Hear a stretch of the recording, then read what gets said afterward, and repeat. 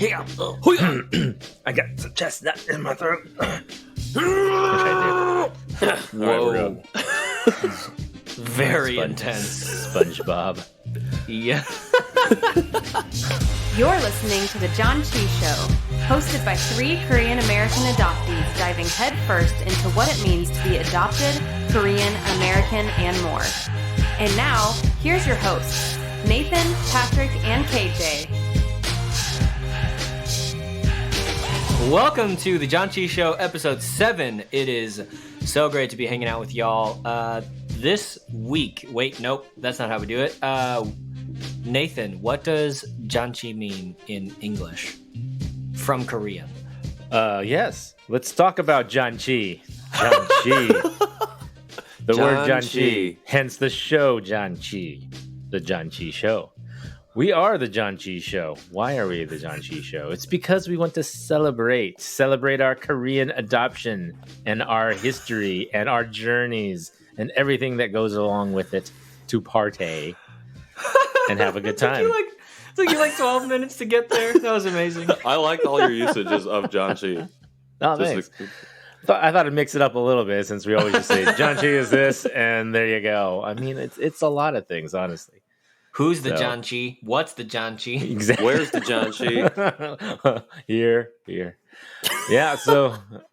And today, we were talking with Dan Matthews on episode 7. That's 7. pretty amazing. I was so excited for this episode. Yeah. So who is Dan Matthews? Should people know about him if they don't? Why were we so excited to have him on the show, Nathan?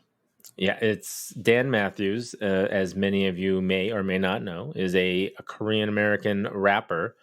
And he did Korean adopted American adoptee rapper, and he was actually doing a documentary back in 2013 that I had the privilege of seeing, and that documentary was all about his journey as an adoptee, finding his biological family and the journey that he took. And it was an amazing story, and it really inspired me to start looking myself. And so when I started looking, it just everything was so similar to a lot of his story, and so it's definitely been an inspiration over the years for me. Yeah, his documentary was the thing that I saw back in 2015 when I kind of restarted my journey, and was just absolutely floored that he would be so public about this very personal thing to try and find your birth family, and just to capture that and be able to see that all on YouTube. Plus, going to Korea and being part of the IKAA conference, which is International Korean Adoptee Association, I think. Yep. And so, so just being able to see that and watch that was really cool. Patrick, give us the highlights. What did we talk to Dan about? So we talked to him about a lot of different things. We touch on everything that happened post that journey and what he's been doing now. We talk a little bit about his music career and how his story has influenced how that has launched him from 2013 to when his albums came out. We also talk about what he thinks we could be doing now, and we share a lot of laughs, but we share a lot of insightful things. We were really fortunate to have Dan on because he's so involved with the community. He's able to impart a lot of wisdom on us, people who are just entering these journeys and starting on our path. So it's a really great conversation. Pretty just great. I'm just going to say great. I'm going to let you decide, listener. On top of the documentary that we found out that there was a second documentary on YouTube and I think NBC as well. So it's on Facebook and streaming and things like that. So that was an interesting thing to find out that there was a second follow-up and some more that you'll have to listen to the interview to find out. So yes, and this is our very first episode with 2 special guests. A little bit later in the show, we try Korean ice cream, specifically Babambars by Haitai, and we have a special guest on for that. You may recognize her as the voice of our intro. That is my wife, Sarah Relke. So we're very excited for that. And maybe your cat. And also a third guest. All of the guests. Yeah, we're 7 episodes deep, but just all of the guests are jumping on. So let's get to it. Here is the interview with Dan Matthews.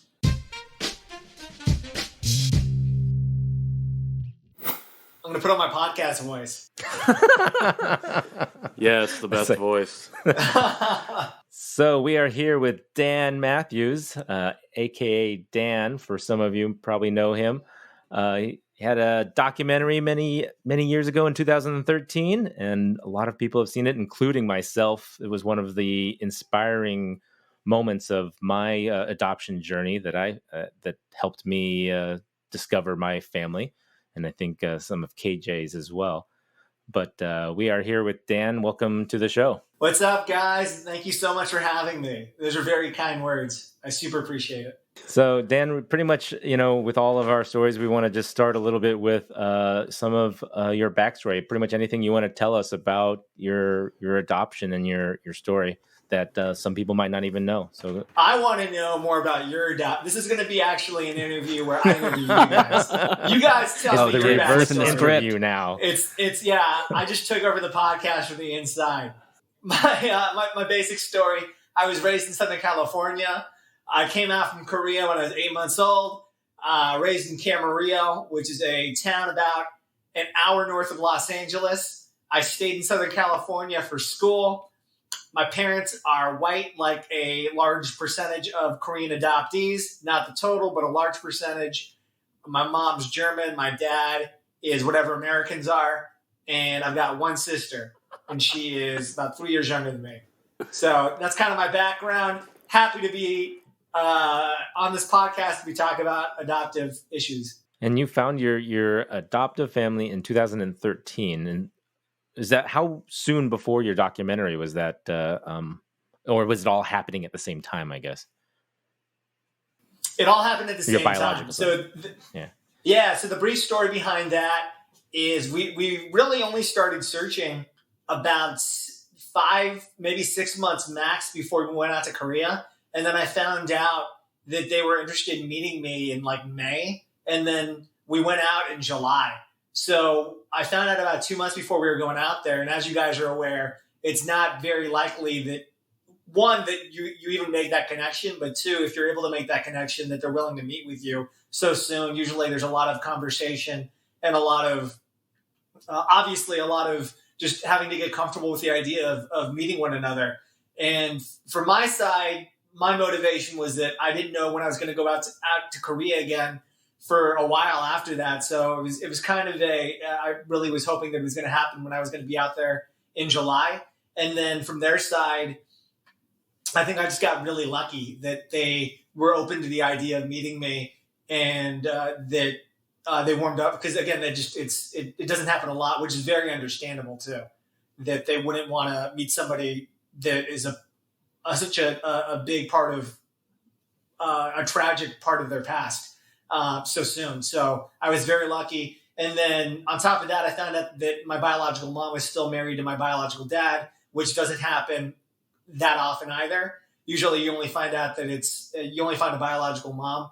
And then finally, they also had kids that they had, and one of them was my identical twin brother. So again, that was just crazy to hear. And then that they had a daughter after that too. So I had a biological sister as well. Yeah, that point in your documentary where you're reading the email was it still sticks out in my mind as well. I had the similar aspect of that too when I read my email that said that I had 6 siblings that were waiting to hear from me. And it was the same thing. On your paperwork that you originally had, and I don't know whether or not you got to see your paperwork when you were a kid or when you were growing up, but did it state anything about having biological siblings? Or how close was your story to your actual story? It was roughly off. I mean, it did say that there were siblings, and it did say something about my parents' names and everything, but I didn't get to see that until after I had done the paperwork to do the search. So I didn't ever have any of that over the last 30 some years with me. It was only until after I had initiated the search that the agency sent me that paperwork. Same, man. Yeah.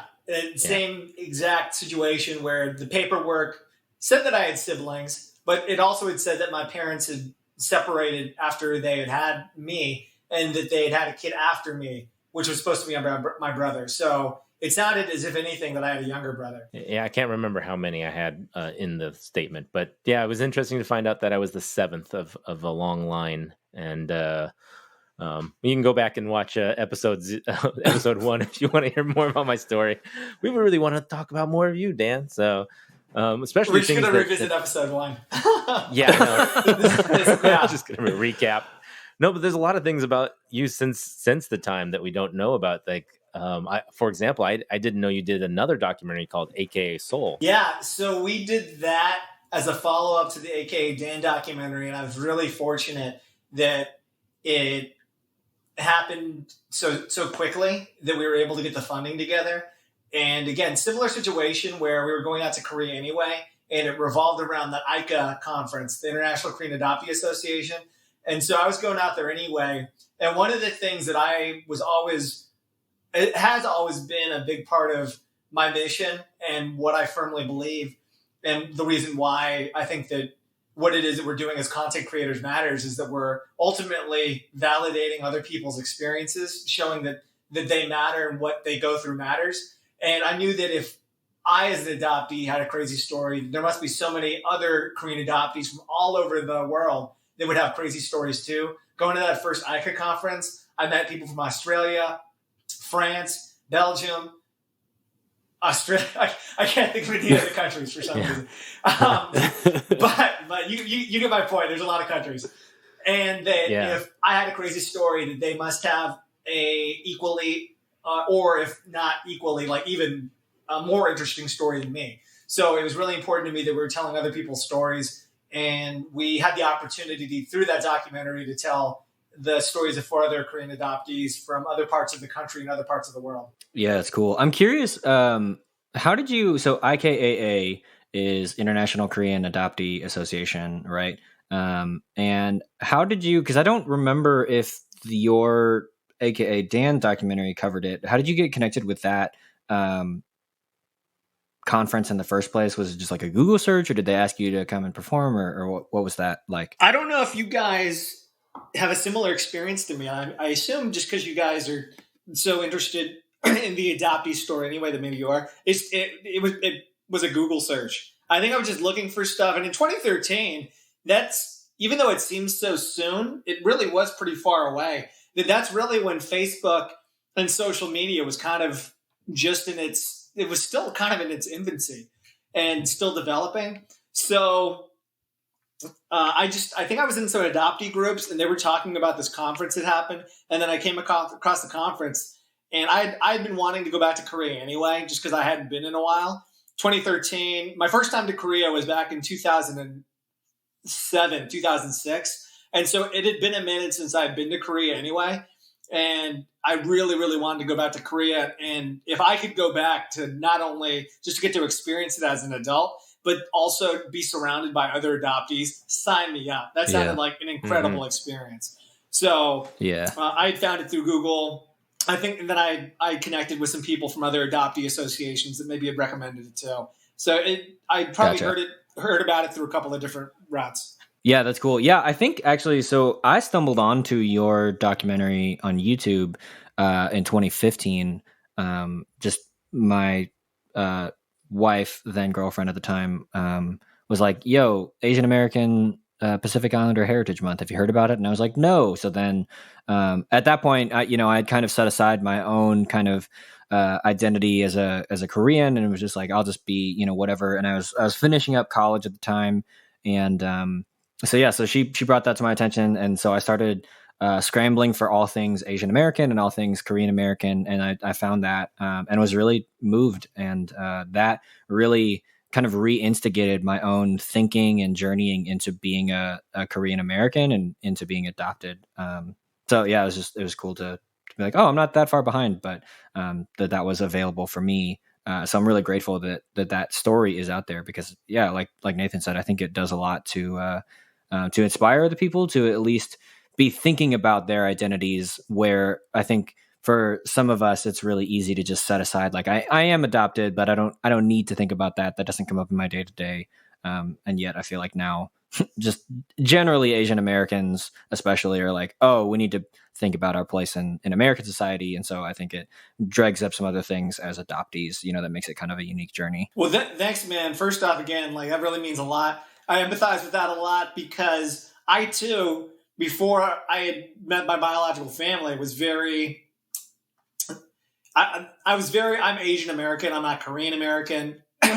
I knew what it was like to be Asian in America. I didn't know what it was like to be Korean America. I knew that I was ethnically Korean. I was starting to get to know my history. And I think as adoptees, we really fit into American culture way differently than our Asian American brethren that have first generation or at least have ethnic parents that they can biologically associate with. And we just think about stuff in a different way. I'm not saying that second generation or third generation Asian Americans don't know what it's like to have identity issues, but I think that we think about identity in a very different way. And I think that combination of being stuck between these two worlds and with the extra pressure and extra element of having family and an upbringing that wasn't your own, I think really just adds a lot more to our psyche and the way that we think. So, I totally understand that. I think that we're just all we all have different stories. And then depending on where you grew up, your experience and the way that you think about being Asian is going to be completely different the way that I think about being Asian, and completely different the way that third, first generation, second generation Asians do. And not just to continue piling praise on for your documentary, but it really, I think, this just come on. I think one of the most amazing things about it to me is, so I'm just turned 30 this year, and I did not start any sort of discovery into my identity or my Korean heritage or anything like that until this year, roughly about 2 months ago. And I just watched your documentary for the first time 2 weeks ago. And I think it's a testament to the importance of it and the staying power and the relevancy of it for all adoptees, because I came into this documentary having heard about it, Nathan talk about it, and KJ talk about it a little bit. And just being so fresh in my infancy of discovery, it really hit home for me because I really relate to your journey specifically because for 10 years I rapped and I grew up in this wall white community trying to fit in and not be myself. And music was one of the ways that I escaped into that and trying to find, that middle ground between these two worlds that I'm caught between. And while it didn't work out in the way that it's worked out for you, I think, but it was something that, I don't know, I just was overwhelmed by emotion to first watch your documentary and see that, because it did just relate so closely to me, even though this is 4 years ago now that this has come out. And I think that the fact that you did that and you have that scene where you're going to meet your biological parents for the first time or your mom, and you say, am I doing the right thing by showing this, by having the cameras there and all that? I think that really, really stuck with me because, it's tough. It's tough to make that decision. And while I can't speak for anyone personally, I can say that I'm almost glad that you did in a way, because that's helped me along in my journey now. So just from that standpoint, I just want to say thanks on that. I didn't really have a question. I guess I was going to go somewhere, but I forgot what I was going to say. I just got wrapped up in it. But seriously, man, it was a really profound thing for me to see, and I'm really glad that you did go through with that and went and did the whole thing. Thanks, man. No, I super appreciate that. Thank you. I'm curious, just because for the three of us, and we assume other Korean adoptees, have you heard, and I guess what's been your experience with, if you have, from other Korean adoptees who aren't in America, and what has been what's maybe a standout conversation or impression from something like that? One of the things that I remember from the first time at the IKAA conference was I was having a conversation with this adoptee from Germany and also the Netherlands. And I think the European adoptees, what they had mentioned was that because America is so individualistic, and the way that we always put the pressure on our own personal success. And it's not to say that other countries don't do that. Obviously, that's what it means to be, everybody wants to be progressing in their own way. But I think that because America has that added pressure, and that a good example for this is when the Olympics are here, a lot of my Asian friends, or even a lot of my non-Asian friends, they usually are rooting for their country of origin. They're like, go Korea, go Japan, go Germany. Whereas other countries, and usually America's secondary, and then like after that's go USA. Whereas like in Germany, it's like go Germany. That comes first, and then go Korea, like comes second. So I think that's a good example of us as Americans being so prideful of our own individualistic identity, whereas in other countries, again, not that it's not important, but I think that they think about it less, where it's maybe a little bit more homogeneous too in other countries. And so maybe they're also forced to have to think about just being German over being American, over their first national identity. Does that make sense? Right. Yeah. Yeah, totally. So that's one of the things that I think that I saw that they are more, and that could apply to like, I guess, any Asian person. Maybe that's not good insight for like Asian adoptees, but they just mentioned though that the way that we as adoptees here in America, I think so much about identity. They're not that they're not doing that, but I think they're thinking about it maybe just a teensy bit less. And they're thinking more about, I think, fitting in good ways and in bad ways. In bad ways, I do think that we come from a benefit of being in America where that's also a positive for us. And that we as adoptees and Asian Americans, we do have the ability to feel empowered by our Asianness and to want to make that a central part of us. And by being able to do that, I think that we're able to get a lot off our chest and feel more part of our own story versus maybe in other countries, maybe they feel a lot more censored in being able to feel that way and feel empowered by that.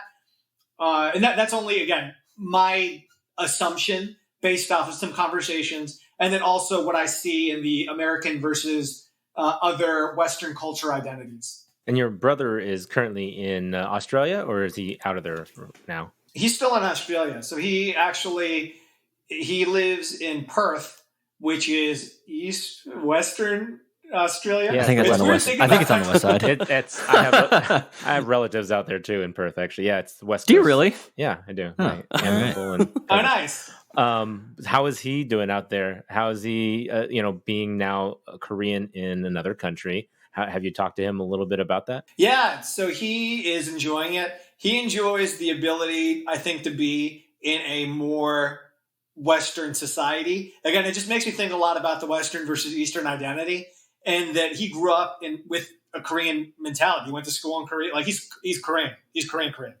And I think that it's interesting being raised like that, but he still is more adaptable and he still enjoys being in a Western society a little bit more because it's more laid back.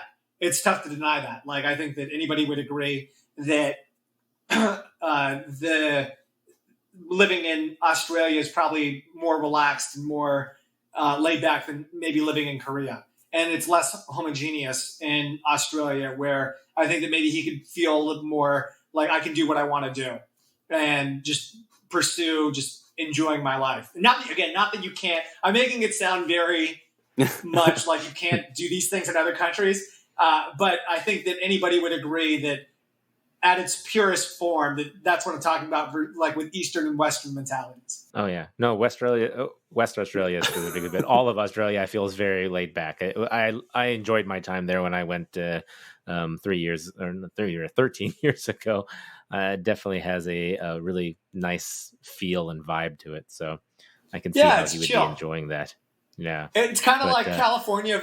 It's like LA versus New York, and that like anybody would be able to say it's not an insult to say that New York's way more like on its stuff. Like New Yorkers are like more aggressive than West Coasters. They're different. They have their personalities. It's those different vibes. Yeah. As I'm sure Indiana does as well. So. I don't know what vibe we have. Midwest, M-Dub, that's what we do out here. You good, man. You're just enjoy that. Have you, I mean, I know there's a lot of Korean adoptees across the United States, and we've been talking to a lot of them, Minnesota being the number one location for Korean adoptees. Have you met many people from the Midwest? Land of 1,000 adoptees. Talk to them? Right. Yep. Sujin Pate. Shout out to Sujin Pate. Or 10,000. What is it? Land of 100,000? 10,000 lakes. 10,000, I think. Yeah. However many lakes there are also adoptees. Yeah, there's at least 10,000. One for every lake. Yeah. Yep, exactly. I've been to Minneapolis before. I've been to Minnesota. and it's really amazing being in that area. My first time actually being around a large group of other adult adoptees was going out to Minnesota. I think I was there for a conference or something, but it was a really cool experience. Have you been doing a lot of like Korean adoptee conferences? Maybe not.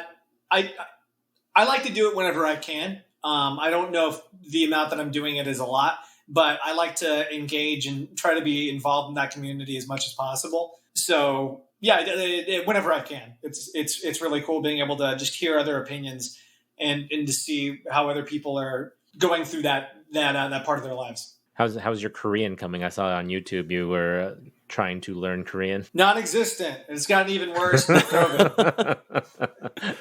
Don't worry. I think I failed in the same way. I started to do it. I need to learn it so I can talk to my biological family, and then it tapered off because I got overloaded with kids, and now I have 3. So I never had the chance to really just dive now into I have it 3 full force. But I wanted to, and when I saw you were doing it, I was like, this is the exact same reason why I wanted to do it. What's your fluency like? Can you read and write it? I know the numbers. No, I can do the numbers and hello, and that's about it. I don't know that much at all. So, bro, that's more than me. I would like to get back. I don't know the numbers. But KJ's been more. He's KJ's on top of it. He's got pretty good. We should all join a class grasp of it. Dude, it's tough because the verb is always at the end. So I'm just like waiting for but what's going to happen? I just can't get the pronunciations right. They're so similar in the pronunciations from one vowel to the other vowel or things like that. That gets me. I was like, I did not hear a difference in those two. I sound like the whitest guy. I sound whiter than white people when I try to speak any Korean. When I say, I can That's say amazing. 안녕하세요, but that's how I say it. 안녕하세요. Yeah. And I Nice. can say 물 주세요. And it's obvious that who's this guy trying to communicate. And do you still communicate with your family through Kakao or another program? Yeah, Kakao's been very nice. Yeah. I can do Have you video heard of calls. Band? I can send photos. No, what is that? Band, I think it's like I want to say it's almost like a shared, almost like a Facebook gallery essentially, where you can put posts only among your specific group, and everyone can leave photos and stories and links and things like that. That's how I communicate with my family in Korea. And I just see things. Majority, of course, is all in Korean, so I have to translate it, copy paste, and then same thing when I want to post in it. But it's definitely been a challenge and it's frustrating at times. But recently, even they sent me a message saying, "Hey, we haven't heard from you in a month or 2. Are you okay?" Because of course, coronavirus times, they just want to make sure. I'm like, "Oh no, I'm all good. Sorry, I've just been busy." You know what's funny about that is that at the beginning of coronavirus, back in January, February, I was sending hella messages saying, "How's Korea? Are you guys okay? Like, how is because the outbreak was in Busan, and my family. And they were like, "We're doing amazing." Yeah, that's basically what it was. We're doing okay. And then I was like, okay, good. And now we have it forever. It's never going to leave America. Yeah. And now we're like so bad. And now they're like, are you okay? I'm like, no, we're not. Like, it's not. No, we're not. Yeah, you're like, it's not getting better. It's only getting worse. Can I come over to Korea? Yeah. They're like, "Please don't." Yeah. We're Please gonna stay where you stay are. a little longer. No, I also on your documentary, the AKA Soul thing, where you talked about how a lot of your communication, because you don't know Korean, a lot of the communication is through emoji. I relate to that as well. I have a lot of emoji conversations where it's just thumbs up, and that's about it. That's it. That's all it needs to be. Yeah.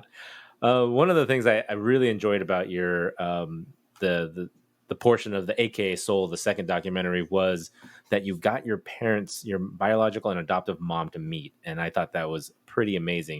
Do you want to talk a little bit about that? Yeah, it's undoubtedly the best moment of my life. I don't think that anything can ever compare to that. I think that there's certain things that people experience emotionally that you just can't. You can say, oh, it's like this or it's like this, but nobody will ever know exactly that feeling. So it felt really, really, it just felt really good to be able to bring them together. And I was very lucky. I think that the fact that they were able to meet again is something that that doesn't happen to a lot of adoptees. So I'm very grateful for that opportunity, and that my mom, it was okay with going out to Korea. She's always been super open to all of this. She's the most supportive person when it comes to adoption stuff. So she was very excited to go out there, and it was really cool just to see them interact.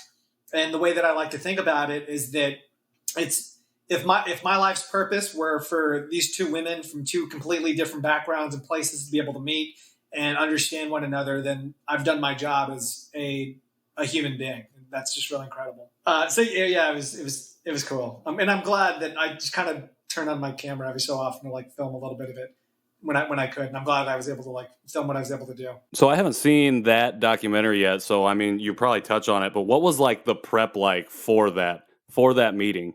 And then like the moments coming up to that, what was going through your mind? What was your birth mom and your mom thinking? Like, did you have any insight into that, or was it just we're meeting and here we go? Yeah, it happened.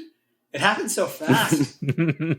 It's tough to think about what the moments were. I'm trying to think about if I was with my biological family first, and then my mom came down.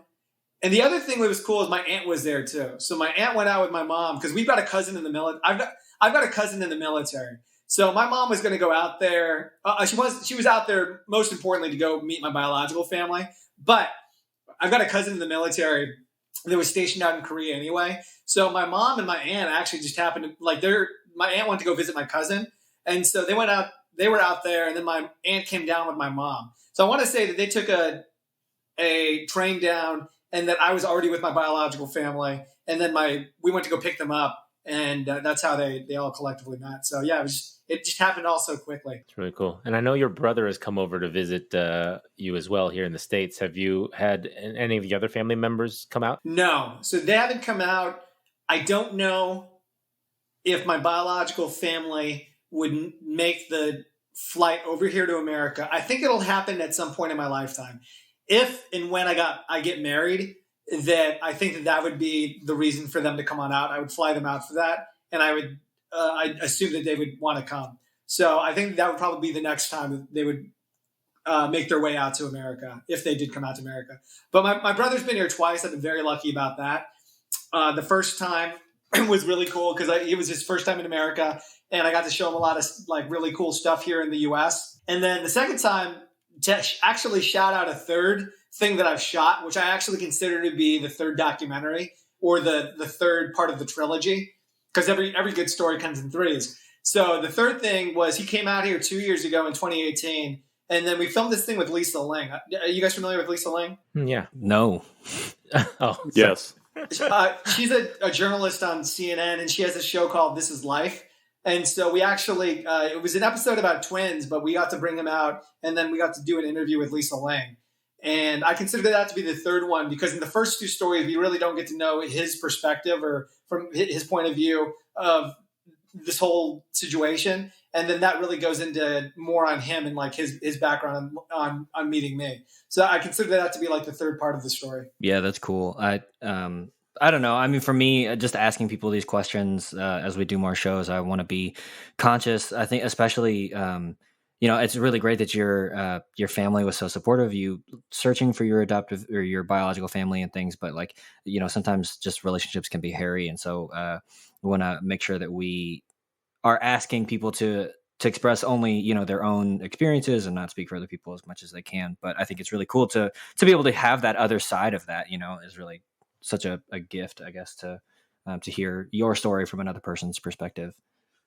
Yeah, KJ, thank you for bringing that up. I think that that's always an extremely important part to emphasize. And the way that I always talk about stuff is that it just, I've got a very specific perspective.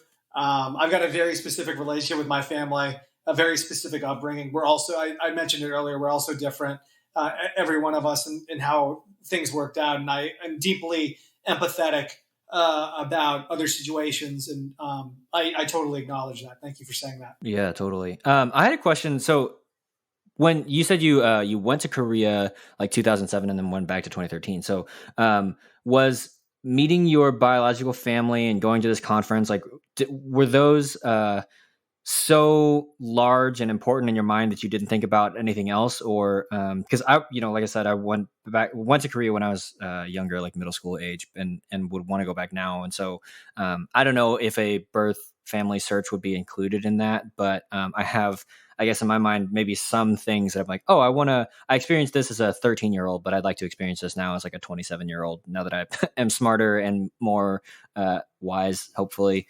So besides meeting your family and besides going to this conference, were there other like things that you wanted to do in your return to Korea? Or if I don't think you said you've been back since, but yeah. So what was like kind of the other things in that trip that you wanted to do or experience? Yeah, and to speak to that, I've actually been back to Korea. I go back once like every other year. So and I was actually back last year. I went last year because my biological sister got married. Oh, and nice. so I went back for her wedding, which is crazy. And I don't know if you guys have been to a Korean wedding. Nope. But they're not what you would think.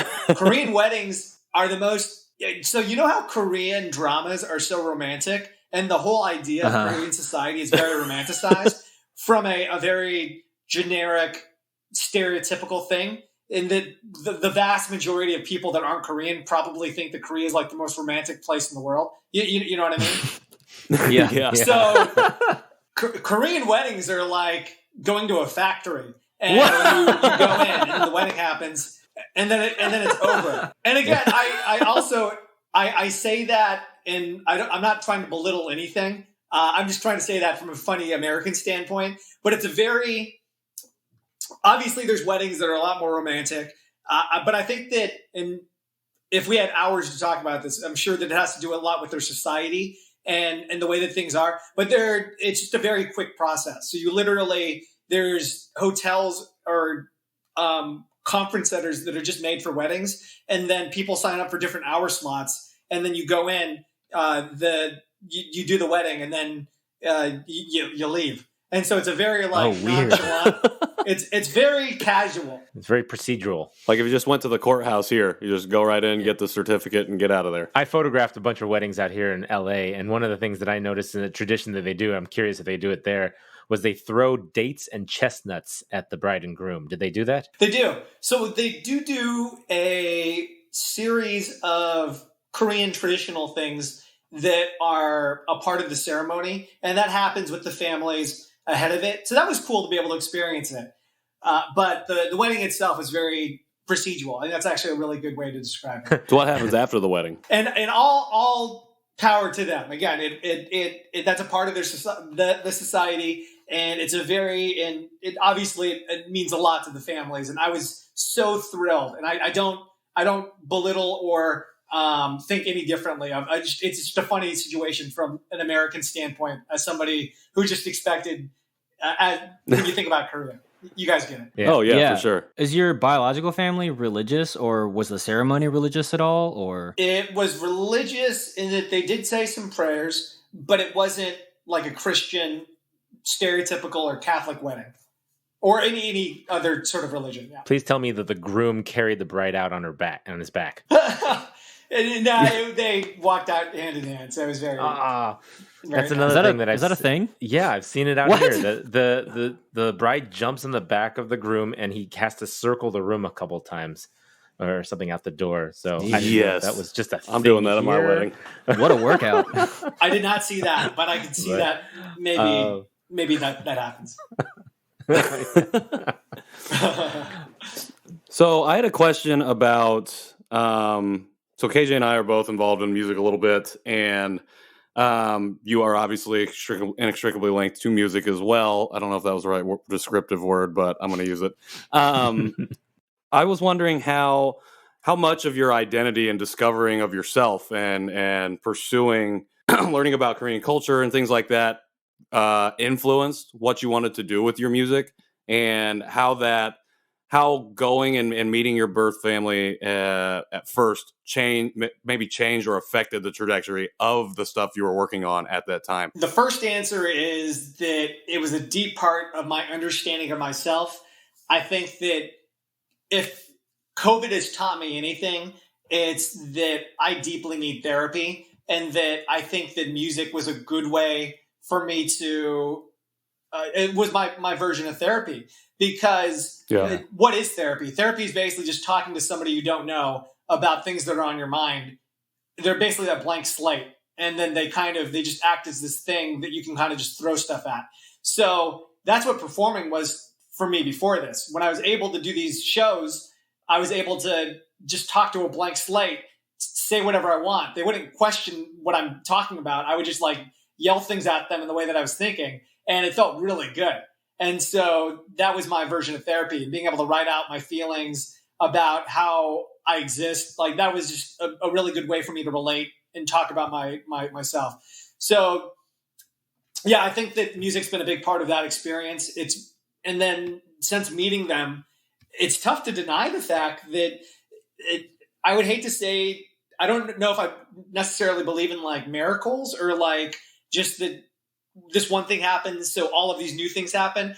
But it's tough to deny the fact that after I met them, I've only put out albums after I met them. My first solo thing came out after I met them, and I really only started writing those songs, and a lot of the songs after I met them. Anything that I wrote prior to meeting them wasn't good, and so I don't know. I would have been able to write that stuff maybe with or without. It's tough for me to say. Obviously, not all of it's about adoption, but it's tough to deny the fact that none of the good stuff came until after I met them. So that's kind of nice to think. That's really interesting. How that's just such a touchstone. I noticed that because I was listening to your music today, and I was like, I'm pretty sure that first album came out after the documentary.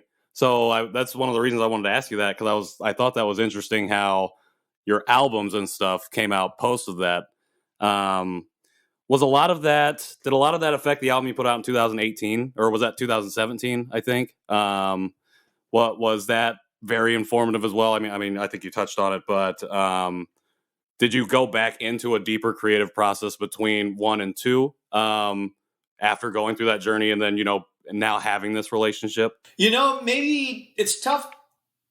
It's easier to say that the first one directly came from that first experience meeting them. It's tougher to say that second one came from that experience directly because it had already happened. But we're all versions of our past, and our past is linked to what we're doing now. So yeah, I'm sure that it's a part of it, but not as much as the first one. That's the easy answer. And then the second answer is that thinking about it now, actually the one thing that did happen, I don't have a lot of emotions. Like I'm a pretty like as much as I use the word empathetic. You're a robot, like, is what you're saying. Yeah, I'm a robot basically. But after seriously. But then after I met them, I remember I cried a lot after that, and that I would tear up every so often. And that never happened before. I rarely cried before that. So I think maybe opened up something with me. As far as your Korean adoption journey, it has been such an open book already. What kinds of things are you doing currently with the adoption? Other than just communicating with your family, what other things are you doing? Well, COVID, I guess the most active stuff that I'm involved in. Well, COVID. Yeah. But other than COVID. I would say the most active things that I'm involved in there's this adoption heritage camps out in Denver, Colorado, and I'm pretty active with them. They do an annual camp for Korean for families throughout the summertime. So they do like a Chinese heritage camp, Latin American heritage camp. And then for the Korean one, they did this last June. It was all virtual. So I was pretty involved in a couple of the workshops they were doing. I'll try to get them speakers if I can. I'll also try to if there's anybody that they're interested in from the Asian adoptee side, or just the Asian side that might be sexy or interesting, I'll try to get them autographs or stuff just to that they can use to maybe raise money. So I'm more active with that organization. And then there's some other organizations around the country that I'll routinely check in with, but I guess currently nothing beyond that. I had one other question for you, especially based on that, and especially thinking post-COVID, whenever that might be. As someone so new to this journey and new to the adoptee groups, not only on Facebook, but just throughout the country, and just connecting with other adoptees, there's a lot of support, and then there's also a lot of, I've seen divide and stuff there as well. I'm wondering what, as someone who's been so involved and shared his story so publicly, and like you said now, working with the heritage camps and things like that, what do you think that maybe Korean adoptees specifically, but adoptees in general, what do you think that community is missing right now? And what do you think we as a community could do to add and to continue to add value? What do you think needs to be done that's not being done right now? My cop-out answer is I don't think that I'm the right source to answer that question. I think that there's really, I would like to use maybe this question to just elevate the work of other adoptees and what you're doing and what IKAA's doing and what the heritage camps are doing and what my friends in Chicago are doing, my friends in man, I'm so bad at naming countries and states. With CAN, the Korean-American Adoptee Network, there's other organizations that are doing the groundwork and that are doing really amazing things to really drive home the conversation and provide really great resources for other adoptees. So they are the ones that are providing those answers, and they're currently working with the community to get those things done.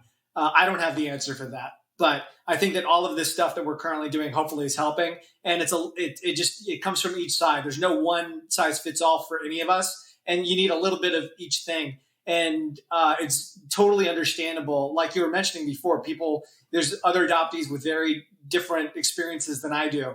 And I think that I super acknowledge that. And I think that there's other community groups that are built to help support that. And you need to attack people from different angles to get them to better understand themselves. It's a lifelong journey. Right on. Well, Dan, thank you so much for taking the time and coming on the show. It was really fantastic to meet you virtually. I hope to get to meet you in person as soon as we're able to travel. And I'd also like to meet my co-host in person. So 2021 goals, Yeah. Where can people find you? What are you doing now? Adoptee related or non-adoptee related? Yes, I am very thankful that you guys are doing this. Thank you guys for having me on board. You can find me at Dan, akaDan, on Instagram and most social media and most websites. And what I'm currently working on is a new album. I've got some new music I'm really excited for. I actually think that it's some of the best stuff that I've ever done personally. And that could just be me. It's the same way that any artist, as they age, they're like, oh, this is the best thing that I've ever written. But I do think that what I'm producing right now feels better than other things that I put out. So I'm going to start releasing that in February 2021, probably. We're going to start making some content for it. I want to have a lot of stuff that I actually release around that point. I want to work on another documentary. I've got another, not about adoption, but I've got another documentary idea that I want to put out, and a short film and a series of just things that I want to release around this new set of music. And then my goal is actually, and Jerry, I'm going to hit you up again, man. I want to be on my goal when I release this album is to be on every single Asian podcast. I want to hit the airways on every, I've got a very good view of the environment of podcasts. I want to be on every Asian podcast once this music comes out. So I'm going to hit you up again, Jeremy. Jared. That's amazing. He is the podcast dad, so he is the one. I was going to say, by February 2021, it will be 1,000 podcasts produced by Just Like Media, and then the 10 that existed before Just Like Media existed. Yeah, so I want to be on this podcast again too. Absolutely. And we always welcome. This is Jeremy, and I'm going to come off mute as a surprise here. I was going to say yes until you got my name wrong. So, Jerry, you always jumping in on surprises. Well, I have to defend my honor if people are going to ask me for something and then pronounce my name wrong. Fair. Whatever, Jeremy. I'm totally kidding. I got excited. I think Alan Z has set the record on Asian podcasts. He's been on our show, and he's been such a hustler with getting his word out there. But happy to have you on in February, and anytime you want to come on the show. Amazing. Thank you all. Thank you guys for what you're doing. This is important. Thank you, Dan. Absolutely. Great to talk Thank to you. and listen to all the stories. Thank you.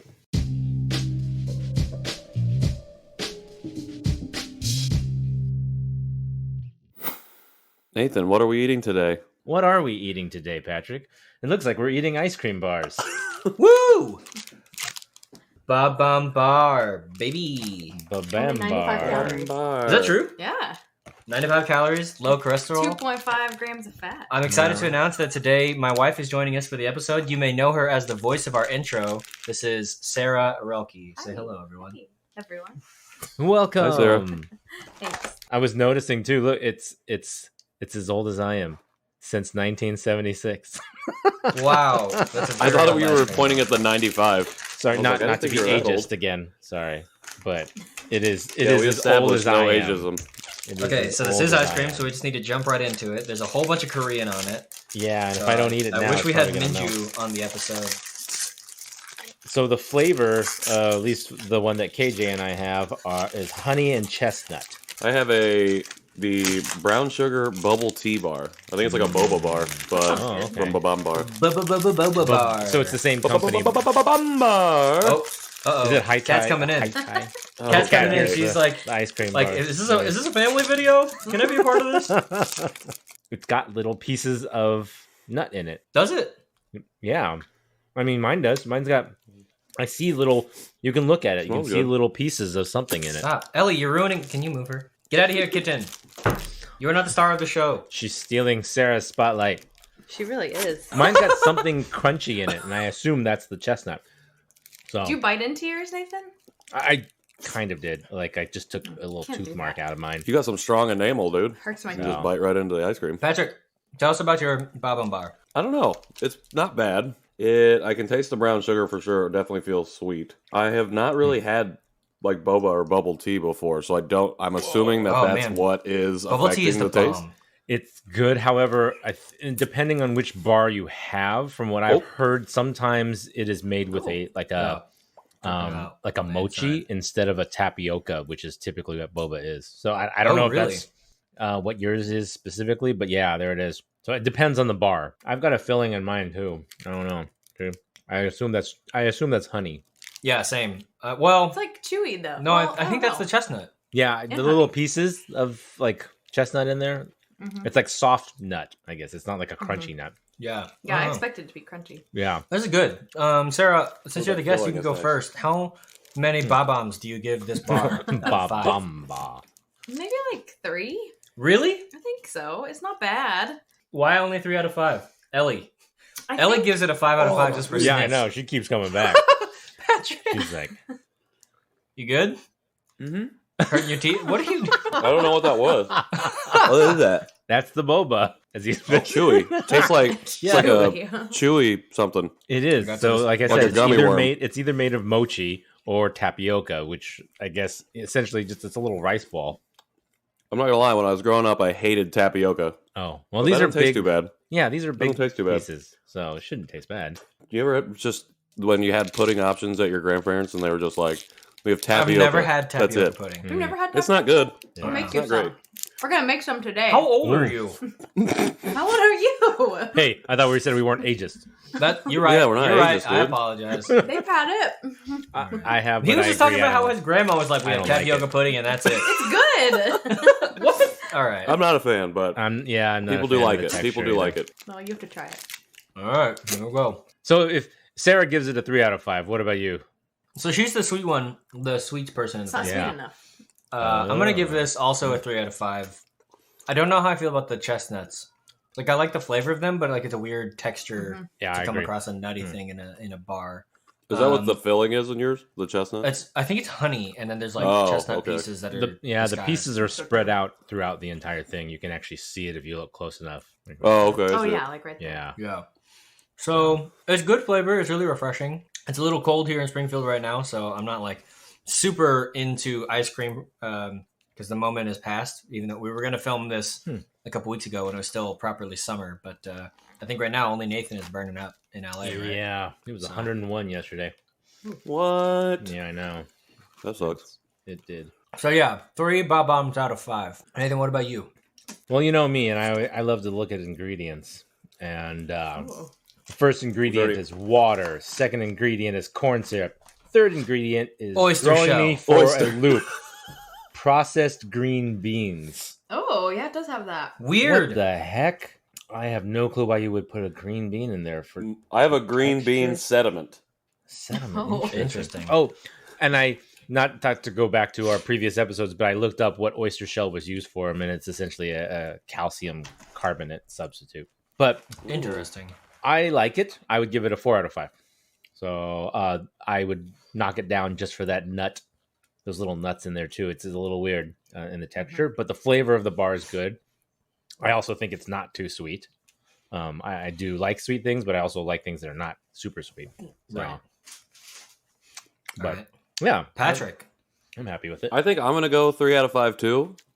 Specifically, or for the sole fact that this is the only flavor I've had, and I think I would have to diversify the flavorings of the bars. Like, I want to try the chestnut one, and then maybe my rating would adjust from there. All I don't know about the filling. I think it's just a little much, which takes it from a 4 to a 3, in my opinion. Oh, you think there's too much filling?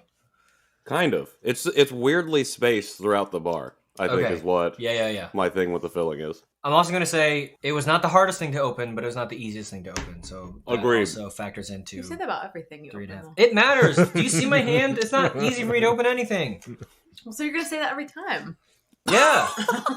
Except for the Kosambi crackers, amazing. No, those are easy. Those are fantastic. Oh, yeah. We only have one sleeve left. I was gonna say, yeah, Good job. I'm going through I those ate all really mine. quickly. Yeah. So good. That's an empty box. Yeah, if I see those again, I might have to buy them again because So we'll buy them again. Yeah, Sarah. Thank Actually, you so I'm going much. to change it. I'm going to change it to 3 out of 5 or 3.5 out of 5 because I've been waiting to open these, and now that they're open, I can finally eat them after every meal. So I do think that this is going to be a good dessert snack. And so if I eat them here consecutively, then that bumps it up. I will say it's very light. So if you want ice Yes. cream, but maybe like our preferred brand of ice cream is Bluebell. But like if you want something that's lighter, but you still want ice cream, this could be a good alternative.